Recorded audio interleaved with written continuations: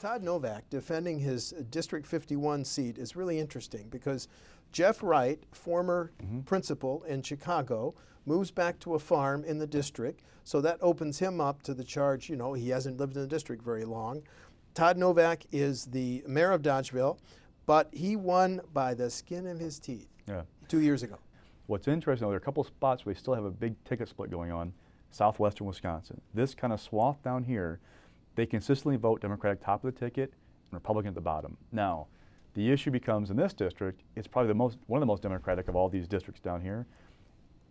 Republicans can climb the mountain, but how high will the mountain be for Todd Novak come November? If it's too high, I don't know he can climb it. I've already seen or heard of, I think AFC is going down there or going to play down there on radio, probably on mail, trying to help him out. I've already heard rinklings of mail starting against Novak, so that's going to be a target. When I've been checking the independent expenditure reports, these are the ones that say vote for or vote against. They have to report with the Ethics Commission now.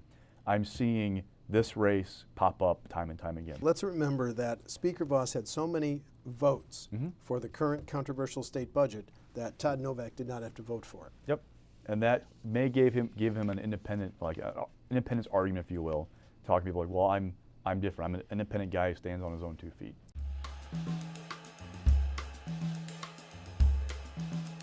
In my district, I have some very bad roads, and my locals are very concerned. We're putting Band-Aids or duct tape on our roads and not really creating a long-term strategic vision.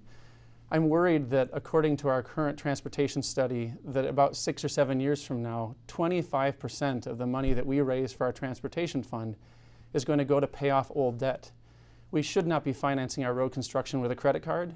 I'm a little concerned about the borrowing because we're pushing up to, I believe, 25% of every dollar going to pay back. That concerns me. I think we need to take a hard look at everything. We're seeing so many communities voluntarily raise their taxes through referenda to pay for school district programming. But the problem with that is it's not sustainable. You can't, a referendum that you have to pass every 2 to 4 or 5 years doesn't allow you to build long-term programs. We've kind of become in a rural versus urban divide as far as schools, and I think we need to shift some more money to the rural schools to ease the pain. I will not be voting for a budget that does not increase public education funding.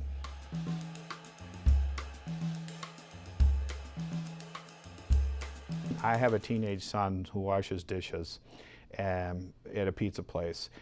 I can't imagine him making $15 an hour minimum wage. I'd be open to a small increase, but this going from $7.25 to $15 that my friends on the other side of the aisle keep proposing, I think is a huge steep. And we have to look at the business aspect of it. I would see a minimum wage increase of around $10 an hour, not to $10 an hour. Would make sense. Minimum wage isn't just about high school students working at a hamburger place.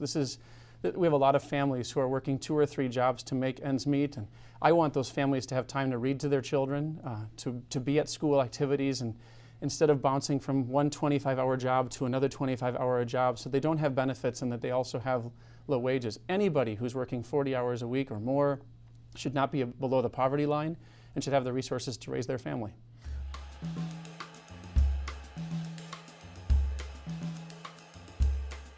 This is an issue of fairness, that if somebody is profiting off of Wisconsin and off of the roads that we build and off the people we educate, that they should be paying their fair share in taxes to make sure that these programs are sustained. We cannot put more burden on property taxes. I understand getting rid of personal property tax, and I fully support it if it's backfilled. You can't just yank it away from the communities. Sponsors for Wisconsinize 2016 campaign coverage: Wisconsin Hospital Association, Wisconsin Counties Association, Wisconsin League of Municipalities, 5 Nines IT Solutions, AT&T Wisconsin,